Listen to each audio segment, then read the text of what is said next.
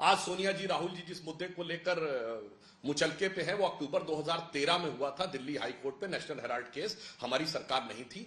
कनिमोझी और ए राजा सारी बातें कोर्ट पे हुई। तो मैं पहली बात करूं कि सरकार ने कोई निर्णय लिया। 2011 में जेल गए, हमारी सरकार नहीं थी। 2010 में कालमाड़ी जेल गए, हमारी सरकार नहीं थी। नमस्कार दोस्तों, इस बार के लोकसभा चुनाव में बीजेपी का नारा है अब की बार 400 पार, और बीजेपी इसके लिए पूरा दमखम लगा रही है। वहीं विपक्ष लोगों को यह बताने की कोशिश कर रही है कि अगर 400 सीटें बीजेपी को इस लोकसभा चुनाव में मिल जाती है या उससे ज्यादा मिल जाती है तो बीजेपी और ज्यादा ताकतवर हो जाएगी, इतनी ताकतवर हो जाएगी कि वो संविधान को बदल देगी। और अगर संविधान को बदल दिया तो इस देश में चुनाव ही नहीं होंगे। नरेंद्र मोदी लगातार प्रधानमंत्री बने रहेंगे और वो तानाशाही करते रहेंगे। यही सवाल जब आज तक के डिबेट में अंजना ओम कश्यप ने सुधांशु त्रिवेदी जी के सामने रखा तो सुधांशु जी ने उसका मुंहतोड़ जवाब दिया। सुधांशु त्रिवेदी जी आपके पास आते हुए देखिए, विपक्ष कह रहा है आखिरी चुनाव है ये, अगर बीजेपी सत्ता में आई तो फिर इस देश में चुनाव नहीं होंगे। यहाँ तो संविधान बदलने की तैयारी है जिसका वो आरोप लगा रहे हैं। कह रहे हैं कि चुनाव में तमाम राजनीतिक पार्टियों को बराबरी का प्लेटफॉर्म ही नहीं मिल रहा क्योंकि आपने चंदे से लेकर तमाम एजेंसियों को अपने इशारे पर नचाया है। सुधांशु जी देखिए, बीजेपी के बारे में पिछले 30-35 सालों से अनेक बार अनर्गल प्रचार किए गए। 90 के दशक में कहा गया आएंगे तो खा जाएंगे, फिर कहा गया आएंगे तो मल्टीनेशनल कंपनियों को भगा देंगे। हम आए भाजपा के दौर में इकोनॉमी और ग्रोथ की, फिर मोदी जी आएंगे तो खा जाएंगे, मुसलमानों को खा जाएंगे। आज स्थिति ये कि वो सबसे बेहतर स्थिति में आए। परंतु मैं एक बात कहना चाहता हूं, ये सच है, इन पार्टियों के मंसूबों के लिए यह आखिरी चुनाव साबित हो रहा है। वो सारी पार्टियां जो वास्तविकता में राजतंत्र का प्रतिनिधित्व करती हैं, केवल लोकतंत्र की कलगी लगाकर, इसे फिग लीफ कवर कहते हैं, उनको लग रहा है कि वो परिवारवादी राजतंत्र अब समाप्त होने की तरफ है। और मैं ईमानदारी से कहना चाहता हूं, ये सारी पार्टियां वो जिन्होंने अपनी पार्टी का संविधान बदल रखा है। हमारी पार्टी के संविधान में लिखा है कोई व्यक्ति 2 बार से ज्यादा राष्ट्रीय अध्यक्ष नहीं रह सकता, परंतु इन सारी पार्टियों ने वो क्लॉज हटा रखा है, किसी ने अपनाया नहीं। इसलिए इवन आम आदमी पार्टी में ये क्लॉज था कि वो 1 बार ही रह सकता है अध्यक्ष, और अब उन्होंने 2021 में संविधान संशोधन करके हटा दिया। तो ये सारी पार्टियां अंजना जी वो हैं जो शी जिनपिंग मॉडल की तरह जिसको चाहे वो ताजिंदगी पार्टी का राष्ट्रीय अध्यक्ष रह सकता है, और लगभग सारी पार्टियों के राष्ट्रीय अध्यक्ष या उनका परिवार ताजिंदगी है या वास्तविक सत्ता का सूत्र उनके हाथ में ताजिंदगी है। तो संविधान वास्तविकता में खतरे में किसके आने से होने वाला है ये सबको पता है। अब आते हैं उसके ऊपर लेवल प्लेइंग फील्ड के ऊपर। तो मैं याद दिला देना चाहता हूं, आज सोनिया जी राहुल जी जिस मुद्दे को लेकर मुचलके पे है वो अक्टूबर 2013 में हुआ था दिल्ली हाई कोर्ट पे नेशनल हेराल्ड केस। हमारी सरकार नहीं थी। कनिमोझी और ए राजा सारी बातें कोर्ट पे हुई। तो मैं पहली बात करूं कि सरकार ने कोई निर्णय लिया। 2011 में जेल गए, हमारी सरकार नहीं थी। 2010 में कालमाड़ी जेल गए, हमारी सरकार नहीं थी। 2006 में शिबू सोरेन जेल गए, हमारी सरकार नहीं थी। 2000 में करुणानिधि जेल गए, 97 में लालू यादव जेल गए, 96 में जयललिता जेल गई, झारखंड मुक्ति मोर्चा रिश्वत कांड 1994, राजीव गांधी पर आरोप लगा 1987, FIR हुई 1990। ये बताइए कौन था? ये तो जेल आते जाते रहे 30-35 साल में, और आज हमारे ऊपर आरोप लगा रहे हैं कि साहब ये सब कुछ अब के बाद हुआ है। इसलिए मैं बताना चाहता हूं, हमारी सरकार आने से पहले कि एक लोकसभा बता दे जब इनकी पार्टियों के किसी न किसी नेता ने भ्रष्टाचार के किसी न किसी आरोप में कोर्ट के आदेश पे, इनकी सरकार ने कोई निर्णय नहीं लिया था, सब कोर्ट के आदेश पे, कोर्ट कचहरी के चक्कर न काटे हो, जांच एजेंसियों के चक्कर न काटे हो। इसलिए समझा जा सकता है जिन्होंने अपनी पार्टी में संविधान को ध्वस्त कर दिया है, जिन्होंने सदैव भ्रष्टाचार का साथ दिया है और आज तो इस सीमा तक है। मैं पूछना चाहूंगा सुरेंद्र राजपूत जी से और प्रियंका जी से, आपकी इंडी गठबंधन की साझेदार पार्टी कम्युनिस्ट पार्टी ने तो कहा है कि भारत का न्यूक्लियर जो वो है आर्सेनल वो समाप्त कर देंगे। गजब है साहब, चाइना की न्यूक्लियर होने का स्वागत किया था उन्होंने 1964 में कम्युनिस्ट पार्टी ने। अब कहते हैं भारत के आणविक शस्त्र समाप्त कर देंगे क्योंकि हम, वाह, इधर भी आणविक ताकत उधर भी आणविक ताकत। सोचिए देश के लिए लोग क्या करना चाहते हैं। प्रियंका जी आपके पास आते हुए, बीजेपी का ये कहना, और प्रधानमंत्री ने भी अपने इंटरव्यू में कहा कि पहले बीजेपी से डराते थे कि राम मंदिर के लिए कहते हैं राम मंदिर बनेगा तो यहाँ ये हो जाएगा वो हो जाएगा, कुछ नहीं हुआ। अनुच्छेद 370 पर डराते थे कि अनुच्छेद 370 अगर हटा दिया तो कश्मीर में बवाल हो जाएगा, कुछ नहीं हुआ। अब चूंकि ये सब खत्म हो गया है तो ये कहा जा रहा है कि बीजेपी आई तो चुनाव ही नहीं हो पाएगा देश में, बीजेपी आई तो संविधान बदल जाएगा, लोकतंत्र खत्म हो जाएगा। पीएम कह रहे हैं कि संविधान जिंदाबाद था, है, रहेगा। तो दो चीजें कहूंगी। सबसे पहले प्रजातंत्र हट जाएगा, तो मैं आपको एक उदाहरण देती हूँ। आपको पता है अभी रशिया में चुनाव हुए थे, कुछ दिन पहले ही चुनाव हुए हैं, और 75% वोट या आई थिंक 85% वोट से पुतिन जीते थे। आपको पता है वहां पे चुनाव में क्या होता है, जो विपक्षी दल के नेता होते हैं उनको सबको हिरासत में कर दिया जाता है या उनको ऐसी सजा सुनाई जाती है कि उनकी हिरासत में ही मौत हो जाती है, पर इलेक्शन होता है। तो एक होता है प्रजातंत्र में फ्री एंड फेयर इलेक्शन होना, एक होता है पुतिन स्टाइल इलेक्शन होना। और पुतिन स्टाइल इलेक्शन करने की ओर जो बढ़ रही है इंडिया, उसके बारे में मैं बता रही हूँ। और मैं किन कारणवश बता रही हूँ, क्योंकि मेरे पास तथ्य हैं। ये इलेक्ट्रल बॉन्ड्स की स्थिति है। कल प्रधानमंत्री जी ने अपने इंटरव्यू में कहा कि हमें सिर्फ 37% हमें इलेक्ट्रल बॉन्ड्स के फंड्स मिले थे। अब ये देखिए 11,450 करोड़ है, और आपको यहाँ पे देख रहा होगा सैफरन में सारा है, भारतीय जनता पार्टी का लोगो है, उसमें है 6,566, 55% जो इनको चंदा मिला है, इनको मिला है। प्रधानमंत्री नरेंद्र मोदी जी कहते हैं चलिए इलेक्ट्रल बॉन्ड से पता तो चला किसको कितना मिला, कौन सी कंपनी ने क्या दिया। वो उनकी वजह से नहीं पता चला, इलेक्ट्रल बॉन्ड्स की वजह से नहीं पता चला। वो इलेक्ट्रल बॉन्ड्स को पूरी तरीके से नॉन ट्रांसपेरेंट बनाने का जो काम हुआ था और नॉन ट्रांसपेरेंट बॉन्ड्स को इंट्रोड्यूस करने का काम हुआ था, वो इनकी सरकार ने किया था। सुप्रीम कोर्ट को स्टेप इन करना पड़ा, वहां पे भी ये दलील दी गई थी कि हम ये डेटा रिलीज नहीं कर सकते हैं, और आज सुप्रीम कोर्ट की वजह से पता चल रहा है किस तरीके का क्विड प्रो को हुआ था। अब मैं दूसरी लेवल प्लेइंग फील्ड की बात करती हूँ, किस तरीके से ईडी, आईटी, सीबीआई बकायदा इनके चरणों में पड़ी हुई है और उनके हिसाब से काम कर रही है। इनका टूल किट बन गई है इलेक्शन टूल किट। ये अमोल कीर्तिकर जी हैं, मुंबई के उत्तर पश्चिम से वो इलेक्शन लड़ने वाले हैं। 9 बजे सवेरे उनका नाम डिक्लेयर होता है, 10 बजे उनके ऊपर ईडी का नोटिस आ जाता है। अब इलेक्ट्रल बॉन्ड्स में कौन सी कंपनी इन्वेस्ट कर रही है, इलेक्ट्रल बॉन्ड में भारतीय जनता पार्टी को कौन चंदा दे रही है, जहां पे एक्सटॉर्शन डिपार्टमेंट यानी ईडी ने उन पे छापेमारी की है। 26 ऐसी कंपनियां हैं जिन्होंने पैसे किसको दिए, भारतीय जनता पार्टी को दिए। अब एक और बताती हूं, क्योंकि ये बहुत सारे नाम ले रहे थे, इतिहास में नाम गिना रहे थे आप, तो ये इतिहास की जो करतूतें थी वो बदलने आए थे 2014 में, उसका सहारा लेकर अपना स्पष्टीकरण तो देने नहीं आए थे। ये दूसरा आपको उदाहरण दे रही हूं, 2014 से किस तरीके से 4 गुना इजाफा हुआ है ईडी इन्वेस्टिगेशन में, जिसमें 25 ऑपोजिशन लीडर्स जिन पे गंभीर आरोप लगे थे, 70,000 करोड़ के घोटाले से लेकर दाऊद इब्राहिम से लेकर इकबाल मिर्ची, सबका हवाला दिया था। वो सब जैसे ही इनके पास आए उनको गंगा नहा लिए वो, और 23 लोगों के ऊपर सारी इन्वेस्टिगेशन खत्म हो गई।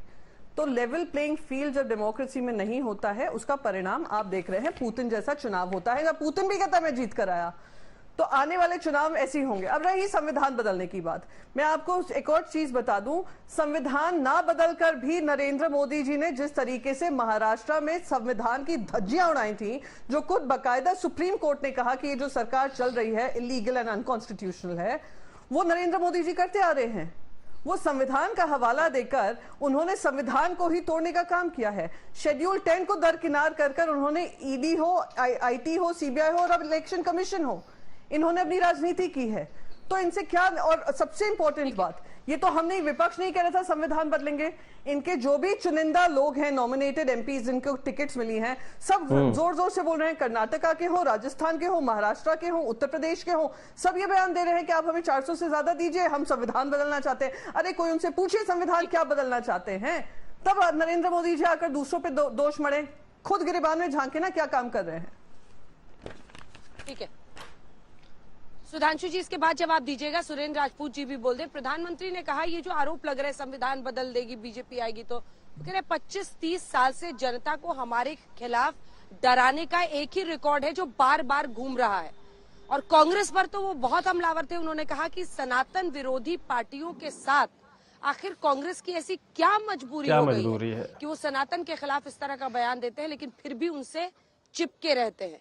तो समझना है कि मूल भावना जो इस देश का है उसके खिलाफ क्या कांग्रेस पार्टी जा रही है? ये पीएम का हमला है। प्रधानमंत्री जी का हमला कांग्रेस पार्टी के प्रति उनके डर को दिखाता है। पिछले 10 साल से फालतू की बात है। प्रधानमंत्री जी सत्ता में है और कांग्रेस पार्टी एक बार 44 में थी, इस बार 52-54 पर है। उसके बाद भी प्रधानमंत्री जी को रात को सपने में कांग्रेस पार्टी इंडिया गठबंधन आता है और वो लगातार झूठ, छल, कपट, प्रपंच कुछ भी करते रहते हैं। ये अच्छा चुटकुला सुना रहे हैं ये। उद्धव साहब के खिलाफ, कभी इंडिया गठ के नाम बाला साहब के खिलाफ, कभी शरद पवार साहब के खिलाफ। उसके बाद वो झूठी गारंटियों की बात करेंगे। और अंजना जी, जिस तरीके से कांग्रेस के प्रति वो हमलावर रहते हैं, ऐसा लगता है कि पिछले 10 साल में नरेंद्र मोदी जी प्रतिपक्ष में है और कांग्रेस सत्ता पक्ष में है। आप इस चीज को देखिए कि आप कोई ऐसा आपने प्रधानमंत्री देखा हो आज तक इतिहास में, जो प्रधानमंत्री अपने 10 साल के शासनकाल की तो कोई बात नहीं करेगा, या तो इतिहास की 2014 से पहले शायद आप सुनते नहीं है, या 2047 बातें बहुत होती की हैं। बात करेगा।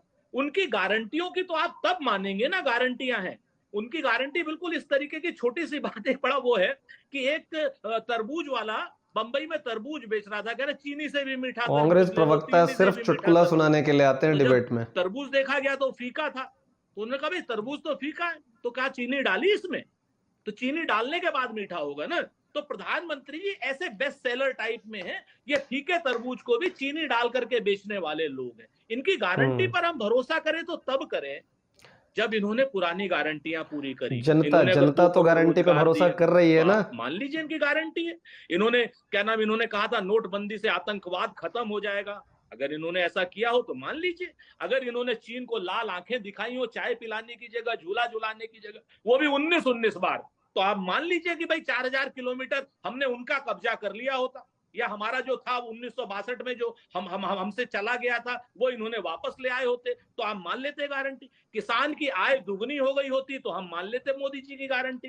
किसान का कर्ज चौगुना न हुआ होता तो हम मान लेते मोदी जी की गारंटी। छुट्टा पशु उत्तर प्रदेश में इतनी बड़ी समस्या कि नहीं, ये मेरी गारंटी है, मेरे को वोट दीजिए 22 में कह के गए थे कि साथ छुट्टा पशुओं की हम समस्या खत्म करेंगे। मान लीजिए अगर इन्होंने किया। अगर इन्होंने भ्रष्टाचारियों को धो पहुंच करके अपनी पार्टी में ना शामिल किया होता, अजीत दादा से ले लो, हसन मुश्रीफ से ले लो, हेमंता बिस्वा शर्मा से ले लो, मतलब एक सीरीज है लंबी, छगन भुजबल से ले लो, सभी लोगों को पहले ईडी के से डराएंगे, सीबीआई से डराएंगे, उसके बाद उनके ऊपर छापा मारेंगे, 75,000 करोड़ का आप आरोपी बताएंगे, फिर उनको कहेंगे कि हम सारे भ्रष्टाचारियों को भारतीय जनता पार्टी लेकर के कहती है हम दुनिया की सबसे ईमानदार पार्टी है। तो इस तरीके की भाषा का जब प्रधानमंत्री जी उपयोग करते हैं और सुधांशु जी जैसे लोग जब इसका समर्थन करते हैं तो सुधांशु जी की विद्वता पे भी प्रश्न चिन्ह लगते हैं। जैसे एंटायर पॉलिटिकल साइंस वाले हो जाते हैं लोग, उसी तरीके की सुधांशु जी की भी विद्वता पर प्रश्न चिन्ह लग जाते हैं कि भाई ऐसे लोगों को आप क्यों वो कर रहे हो, आप लोग कैसे ऐसे लोगों को। सुधांशु जी जवाब सुनो, जवाब ठीक है, सुधांशु जी से जवाब लेते। देखिए प्रियंका जी का कहना है, सीधा उन्होंने तुलना कर दी, कह रही कि पुतिन वाला चुनाव अब इस देश में होने वाला है, और ये कह रहे हैं कि तरबूज फीका रहता है, आप लोग कहते हैं चीनी मिला के खा लो। बहुत दोनों प्रवक्ताओं ने बहुत अच्छी बात कही है। प्रियंका जी ने जो कहा है, इनकी पार्टियों में पुतिन वाला ही चुनाव होता है, घूम फिर के अंधा बाटे रेवड़ी पुनी पुनी अपने को दे, फिर वही का वही रहता है। सुनते जाओ, तरबूज वाली बात सुरेंद्र राजपूत जी ने बहुत अच्छी कही। 60 साल से तरबूजी तो बेच रहे थे, चीनी मिला के खा लो। 1970 में गरीबी हटाएंगे और 2013 में हम फूड सिक्योरिटी देंगे। 43 साल सत्ता में के बाद, जिसमें 37 साल हमारी सरकार रही, तरबूज हम बता रहे थे। तो इसलिए पूरे देश को पता है कि कौन तरबूज कह रहा था। मैं तथ्यात्मक उत्तर देता हूं। प्रियंका जी ने कहा कि साहब ईडी सीबीआई का बड़ा दुरुपयोग हो रहा है और इस कारण से तो अगर जमानत नहीं दे रहा है तो न्यायालय नहीं दे रहा है, इसका मतलब कुछ पुख्ता सबूत हैं जो केजरीवाल के समय में कहा है। वही न्यायालय इन्हीं मामले में संजय सिंह को जमानत दे दे तो ये सत्य की जीत है। प्रियंका जी की पार्टी के नेता संजय राउत को जमानत दे दे तो यह सत्य की जीत है। और सुरेंद्र राजपूत जी की पार्टी के नेता कार्ति चिदंबरम को जमानत दे दे तो सत्य की जीत है। और सुरेंद्र राजपूत जी की पार्टी के नेता डीके शिव कुमार का केस ही समाप्त कर दे तो यह सत्य की जीत है। राहुल गांधी की सदस्यता बहाल कर दे तो यह लोकतंत्र की जीत है। और एक निर्णय आपके खिलाफ आ जाए तो यह लोकतंत्र की हत्या है, लोकतंत्र समाप्त हो गया है। राहुल गांधी जी कैसे तेवर में बोले थे जाके इंग्लैंड में, democracy is finished, every institution is finished. उनसे पूछा गया कि आप जुडिशरी के बारे में कह रहे हैं? हाँ, मैं कह रहा हूं जुडिशरी भी कंप्रोमाइज है, और उसी जुडिशरी ने उनकी सदस्यता बहाल की। सोचिए ये चुनाव जीतने के लिए किस सीमा तक, किस ओछे लेवल तक जाकर देश की प्रतिष्ठा को धूमिल करने का प्रयास करते हैं। अब इनको ये बताना चाहता हूं कि जो जो गारंटी पूरी हुई, तो हमारे दौर में आने के बाद जनाब 25 करोड़ लोग एक्सट्रीम पॉवर्टी से बाहर आए। आईएमएफ का डाटा है कि अब एक्सट्रीम पॉवर्टी में केवल 1% लोग रह गए। अब आपको बताएं, 5वीं बड़ी अर्थव्यवस्था बने, 4थे बड़े स्टॉक एक्सचेंज बने, 3रे बड़े ऑटोमोबाइल मैन्युफैक्चर बने। हाँ, तो सुधांशु त्रिवेदी जी उपलब्धियां गिनाते रहेंगे और ये जो विपक्षी पार्टी के प्रवक्ता हैं ये मानेंगे नहीं। इनके डिबेट तो लंबी चलती रहेगी, लेकिन मैं कहीं ना कहीं इस बात से सहमत हूं कि ये जो तानाशाही हो रही है मोदी के द्वारा, मैं इस बात से कहीं ना कहीं सहमत हूं कि तानाशाही तो हो रही है, लेकिन जनता के नाते ये समझना ज़रूरी है कि इस तरह की तानाशाही की ज़रूरत देश को है। मोदी जी कोई संत महात्मा नहीं है, वो देश को सुधारने के लिए काम कर रहे हैं, तो उन्हें चुनाव जीतना ज़रूरी है। और चुनाव जीतने के लिए साम दाम दंड भेद जो लगाना पड़े वो उन्हें करना चाहिए, और जनता उनसे सहमत है। जनता मोदी के समर्थन में है, जनता मोदी के इरादों को समझ रही है। प्रवक्ता, विपक्षी पार्टी के प्रवक्ता चाहे कुछ भी बोले, कुछ भी समझे, जनता को कुछ भी समझाने की कोशिश करें, तब तक कोई फर्क नहीं पड़ता जब तक जनता मोदी को समझ रही है और उन पर भरोसा कर रही है। तो दोस्तों, इस वीडियो में बस इतना ही। और भी अच्छे वीडियोस और डिबेट्स आपके सामने लेकर आऊँगा। तब तक के लिए धन्यवाद। तो बस आपसे एक रिक्वेस्ट है कि हमारे इस चैनल को लाइक कीजिए, सब्सक्राइब कीजिए, और वीडियो अच्छा लगे तो इसे शेयर भी करते रहिए। धन्यवाद।